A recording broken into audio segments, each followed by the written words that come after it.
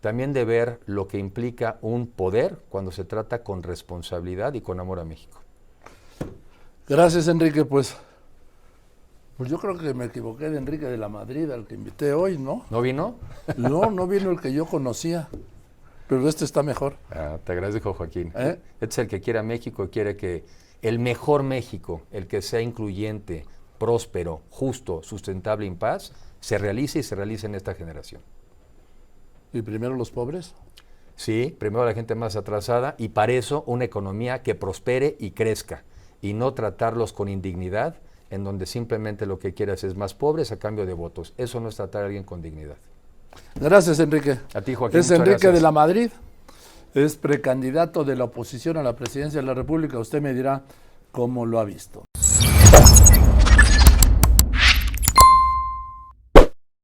Un saludo para los pregoneros, con todo mi corazón.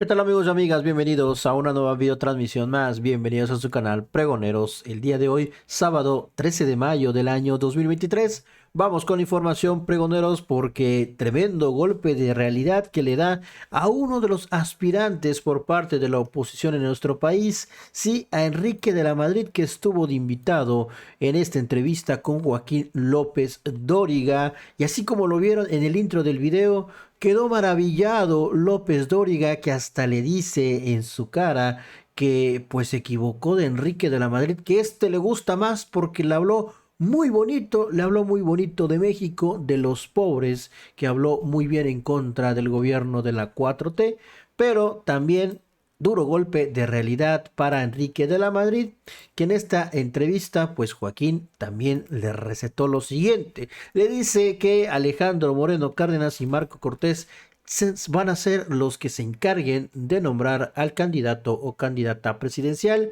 y que en eso pues no se va a tomar en cuenta mucho a la ciudadanía.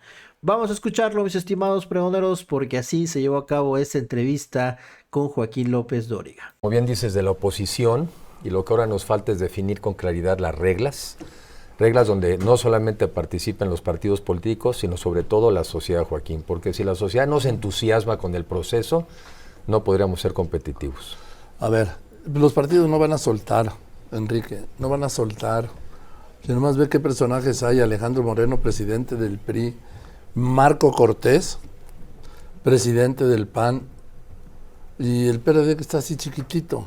No van a ir ni a la esquina con esos dirigentes partidistas. Los partidos son, yo así lo veo siempre y así lo platico con muchas personas, los partidos son una plataforma necesaria, son los que pueden finalmente firmar, pero los que tienen que asumir que está en sus manos, en nuestras manos, el destino del país son los ciudadanos. Y ese es un tema que sé que cuesta trabajo porque mucha gente justamente reflexiona, pues no es posible, la tendencia es otra. Pero les digo, es ahora o nunca. Y a mí lo que me preocupa... ¿Por qué es ahora o nunca? Porque yo creo que nos quedan 13 meses, menos de 13 meses, para rescatar al país. Yo veo un país que se deteriora a una velocidad muy acelerada y por otro lado, la mayoría de la gente todavía incluso muy contenta. Como si fueras a la guerra, como si estuvieras en un rastro, y la gente, ¿verdad?, va ahí todavía contenta y no sabe que lo que está en juego es su vida y su futuro. Datos.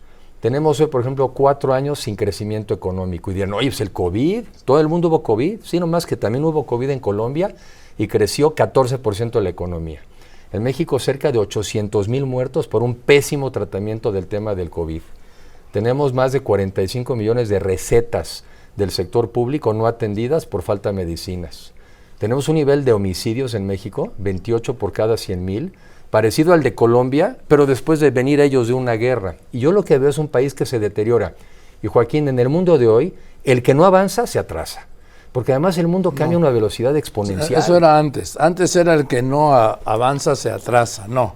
Aquí el que no avanza desaparece. Yo creo que sí. Y ese es el riesgo en el que estamos los mexicanos. Y a mí me preocupa ver a veces un cierto nivel ya de conformismo, porque creo que han logrado achatar las expectativas.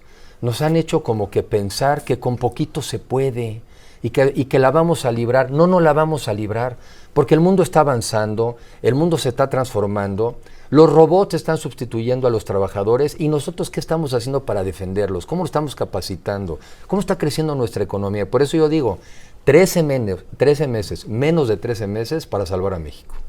¿Y si no lo salvan? No, bueno, a ver, me parece que sería lamentable que esta generación de mexicanos no hubiéramos estado a la altura del reto y de las oportunidades. Déjame también hablar de las oportunidades, porque también hoy hay condiciones que quizá no había hace algunos años. Hoy tú bien lo sabes, este conflicto entre China y los Estados Unidos significa que podríamos estar recibiendo miles de millones de dólares y de pesos en inversiones en México. Hoy recibimos inversiones las mismas que recibíamos hace 10 años, cuando no había ni siquiera este conflicto entre China y los Estados Unidos. Otro tema que no existía hace 10 años es el tema del cambio climático, que es uno de los problemas más graves de la humanidad. Pero ya ves que el presidente ha dicho, a ver, que dónde la otra mitad del cambio. ¿De cuál? Del ambiente, sí. ¿Del medio ambiente? Del otro, sí, ¿dónde está el otro medio ambiente? Pues ha de ser difícil de explicárselo.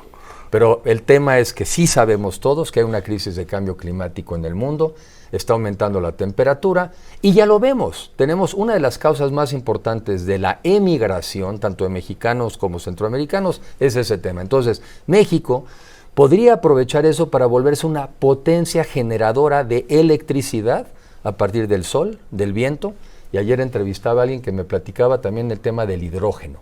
Bueno, y nada más ese sector podría estar produciendo o generando más de 1 millón de empleos para los mexicanos al año. Yo veo un país de oportunidades perdidas. Y me parece que los mexicanos de esta generación no podemos dejar pasar esto. Se nos va el país, Joaquín. El presidente dice que la oposición está moralmente derrotada. Bueno, hablar de moral, este gobierno ya no puede hablar. Porque nos habían dicho que incluso iban a ser diferentes, entre otros temas la corrupción no iba a existir, y yo creo que es uno de los gobiernos más corruptos de la historia de este país. Y además son unos cínicos, porque incluso usan frasecitas como hay 100 millones, ni siquiera es tanto, ¿no? Entonces, no es corrupción, le llaman aportaciones. A ver, de moral no puede hablar. A mí me parece muy inmoral, venía reflexionando, me parece muy inmoral un gobierno que podría estar ayudando a 55 millones de mexicanos a salir de la pobreza y no hace nada para hacerlo. Eso me parece inmoral. ¿Sus programas sociales? No, los programas sociales y con los cuales además no habría que reducir ni un peso, pero son un estate quieto, son un estate tranquilo, un confórmate con lo que te doy. Es convertirte de ciudadano en cliente, es quitarte la dignidad.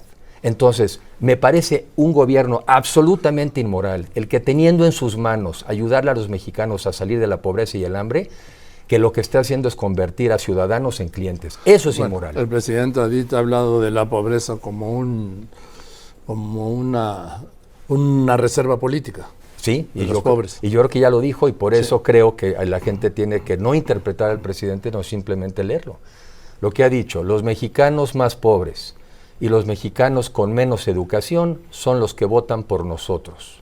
Luego entonces, ¿cuál es el incentivo que tienen ellos de que haya mexicanos mejor preparados y con un mejor nivel de vida? Ninguno, no lo dijeron, no hay que interpretar. Los quiero pobres y los quiero sin educación. Ese no es el México que nos merecemos. México tiene muchos rezagos que no los hizo este gobierno, que son el resultado también de rezagos acumulados, pero tenemos hoy en día la oportunidad de ser un mejor país. ¿Por qué lo vamos a perder?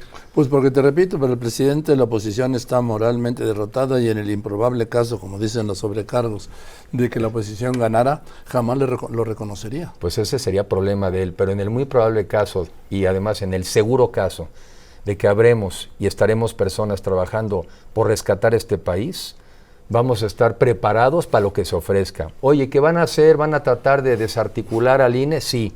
Entonces nos moveremos como ciudadanos para ir a cuidar las casillas, para ser observadores internacionales y defender el voto.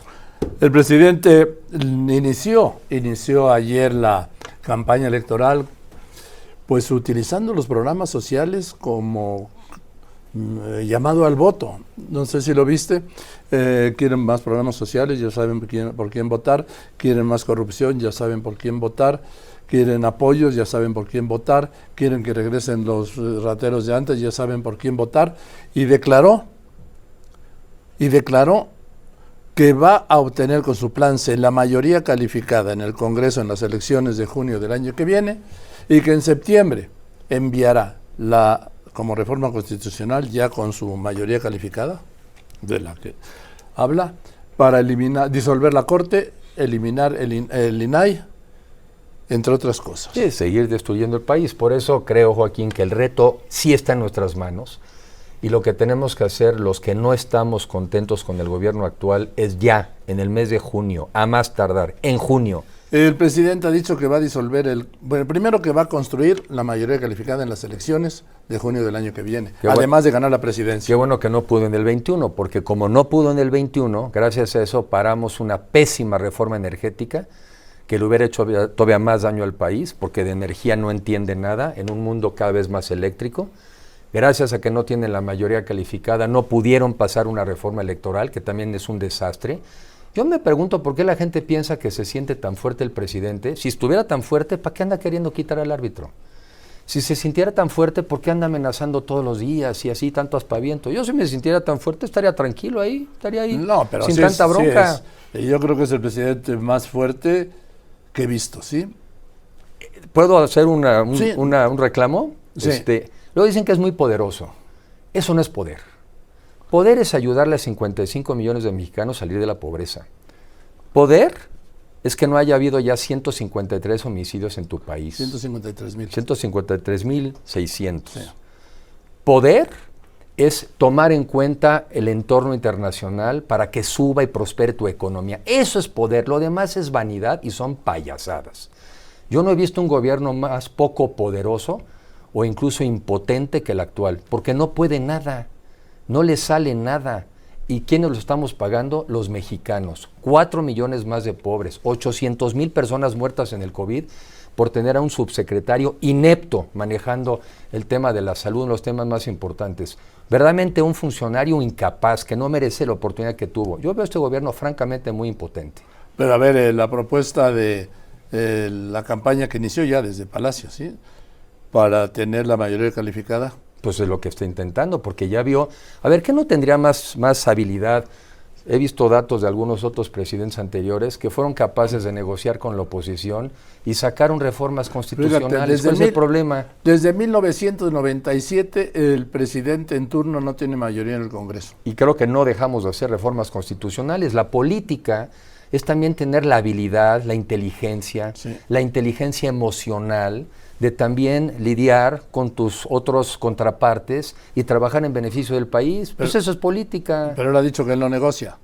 Bueno, pues porque con los truanes conservadores neoliberales. Bueno, truanes los tiene mucho de su lado, o sea que se ve que no hay un problema que no le importan los truanes. Pero en la política se negocia, y se negocia a partir de buscar los beneficios del país. Pero regresando un poco a la parte nuestra, Joaquín, aquí lo que ya tenemos que hacer en el mes de junio es fijar las reglas de cómo va a ser el proceso de selección de los candidatos. Mira, eso mismo dice Marcelo Ebrard. Pues sí, pues coincidimos en eso. Él también está en un lugar, incluso yo la veo con más problemas, porque él tiene que convencer a una persona, porque allá están en el dedazo más viejo y más tradicional.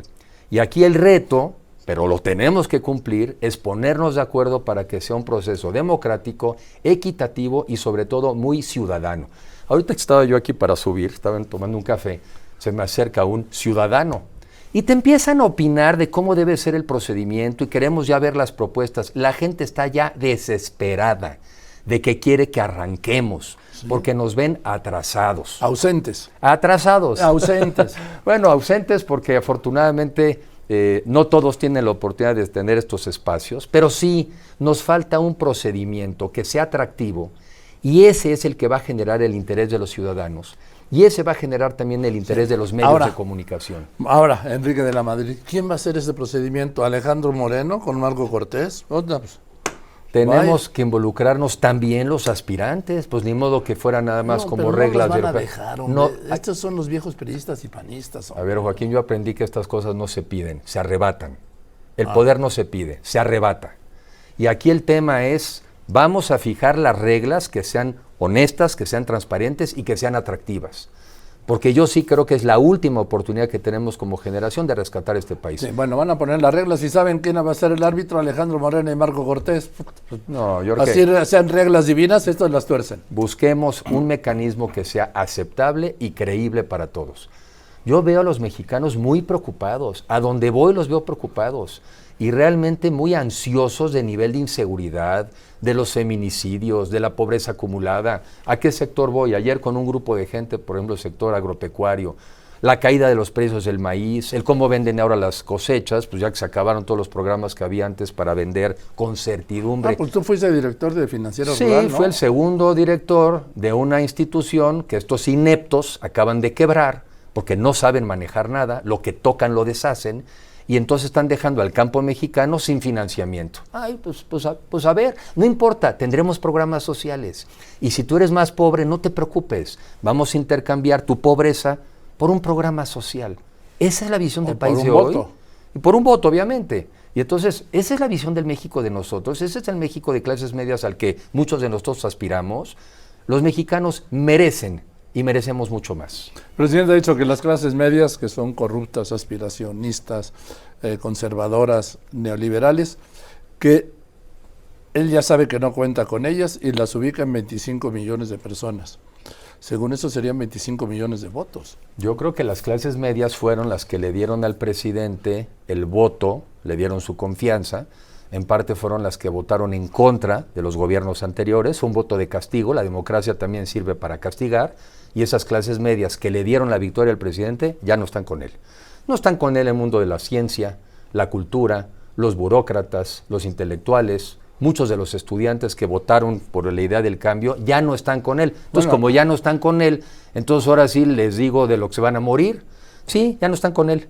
Van a estar de este lado. La clase media, pero él ha marcado la clase media y la ha ubicado en 25 millones. Esos son sus números. El 70% de los mexicanos, si tú le preguntas a un mexicano cómo te clasificas, te contestan, soy de clase media. ¿Sí? No, pobre el de enfrente. Ese sí está bien fregado, pero yo soy de clase media. Clase media no es un tema nada más económico, Joaquín, es una actitud, es una visión ante la vida. Y es aquellas personas que sabemos que a partir de nuestro esfuerzo progresamos y que no dependemos de un gobierno. Entonces eres aspiracionista. Absolutamente, me declaro culpable de ser aspiracionista y que quiero un país mucho mejor para todos los mexicanos y para sus familias, porque uno viene a la vida a tener la posibilidad de tener una vida digna, de autonomía, autosuficiente, a realizarte como persona y también a ser una persona feliz. Y a mí me preocupa que se esté tratando a la gente como si fuera una mercancía, y eso es tratarlos con indignidad. Sí, yo sí soy absolutamente aspiracionista. Oye, de ganar la presidencia, ¿te irías a vivir a Palacio Nacional? No, a mí me parece que eso es como de emperadores, ¿no? Eso de vivir en un palacio, ya de entrada vivir en un palacio seguramente como que te desubica algo. Yo creo que vivimos en una república, no en una monarquía, pero yo lo entiendo. Si actúan como monarcas absolutistas, pues también requieres un palacio y requieres una corte. ¿Quién es la corte? Los legisladores de Morena se comportan como si fueran cortesanos, más propios de Luis XVI que de una república democrática como lo somos en este país. Entiendo que haya gente que quiera vivir en un palacio, yo no. ¿Dirías a Los Pinos? Pues mira, preguntaría. Esa era la instalación que se hizo desde la época del presidente Cárdenas, ¿sí?, para vivir ahí, y por cierto, sí es residencia y son oficinas, pero preguntaría para no estar con el debate de si se puede o no volver a Los Pinos. Si volviera, además, sería con el compromiso de que se puede visitar.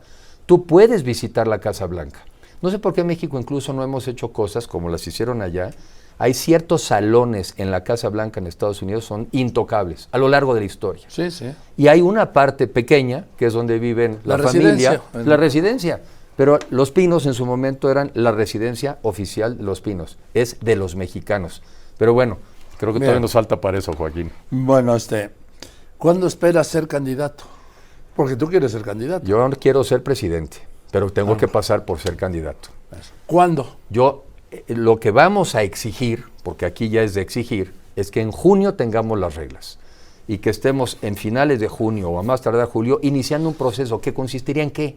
Yo digo, debates, ¿sí?, que la gente nos escuche, porque no es cierto que somos iguales. No puedes tener la misma narrativa de alguien que ha tenido la suerte de tener experiencia en el sector público, en el sector privado, en la academia, una visión internacional, que quizá otras personas que tengan otras experiencias. Entonces, que nos comparen y que al final del día la gente diga, me voy por esa persona porque es quien me conviene, a mí y a mi familia. Este no es un tema de simpatías, ¿no? Hay gente que dice, oye, es que fulano de tal tiene una gran popularidad. Pues no es un tema de simpatía, es a mí quién me conviene, y en el gobierno te conviene tener gente que te dé resultados, que te ayude a mejorar constantemente el nivel de vida tuyo y de tu familia, y que tengas una visión optimista sobre el mundo, porque mira, esta vida es la que tenemos, habrá gente que cree que hay otra, yo juego con que creo que nada más tenemos esta, y a esta hay que sacarle provecho. Ahora, ¿tú sí viajarías al extranjero, a diferencia del presidente? Absolutamente, entre otras cosas para ir por inversiones, porque hoy tienes este mundo, ¿verdad?, de conflicto entre China y Estados Unidos, pero que no nos llegue la basurita, que vayamos y escojamos las inversiones que necesitamos, porque los mexicanos necesitamos empleos, pero mejor pagados. Y por eso aquí escoger de qué sectores quieres. ¿Por qué no buscamos más, por ejemplo, sí el sector automotriz, pero donde diseñemos los coches? Vamos por las energías renovables, pero que requieran a nuestros ingenieros. Claro que hay que salir al mundo, sin complejos, sin miedo, con dignidad. Somos un gran país, 130 millones de mexicanos, con altura de miras, pero ¿para qué? Para beneficiar a los mexicanos. Hay que salir al mundo, hay más mundo que México, y le podemos sacar provecho. Para el tema de salud, ¿qué planteas? Tenemos que movernos a un sistema de salud universal. ¿Como en Dinamarca? Sí, pero no el de 1500, es que nos quieren llevar los de actuales gobernantes. Dicen del de Dinamarca, pero no le han puesto el año. Un sistema de salud universal donde por el solo hecho de ser mexicano y mexicana tengas la misma calidad de salud. En el COVID, si tú te tenían que intubar en el IMSS, tenías 60% de probabilidades de morirte. Y si ibas a un hospital privado, 20. Es como una rifa. ¿De cuál te tocó? De 20 o de 60, inaceptable. Hoy en día hemos perdido 4 años de esperanza de vida en el país. Entonces, ¿qué? Un sistema de salud universal en donde tendríamos que ir evolucionando. No quiere decir que desaparezca, si fusiones, el IMSS, el ISSSTE, pero sí que cada mexicano sabe que puede tener acceso a ese servicio de salud. Y otra, que puedas incluso escoger algunas de las clínicas cercanas que estén, digamos, más cercanas de tu domicilio, y que utilicemos también el mundo digital para traer a través de nuestras computadoras y del mundo digital también acceso a la salud en el país. En la violencia y la seguridad. La violencia, a ver, una economía que no crece está destinada a ser violenta, porque los jóvenes necesitan tener oportunidades y hoy no les estamos dando alternativas. Entonces, primero, una economía que crezca y crezca mucho. 2, instituciones fortalecidas, policías bien equipadas, bien entrenadas, con seguros de vida para sus familias, con vivienda para ellos, un sistema realmente de seguridad y de justicia bien pagado para que nos dé atención. Hoy en México hay 5 jueces por cada 100,000 habitantes. En Colombia, 20. En Alemania, 50. Hablamos mucho de seguridad y justicia, pero no le hemos puesto los recursos necesarios. ¿Tú disolverías la Corte también? No, claro que no. A ver, somos una república y además somos una federación. Yo digo, más municipio, más Estado y menos presidencialismo. El presidencialismo exacerbado de esta administración y en general ya del país es el principal obstáculo, ya no es solución. Más municipio, más estados y más ciudadanía.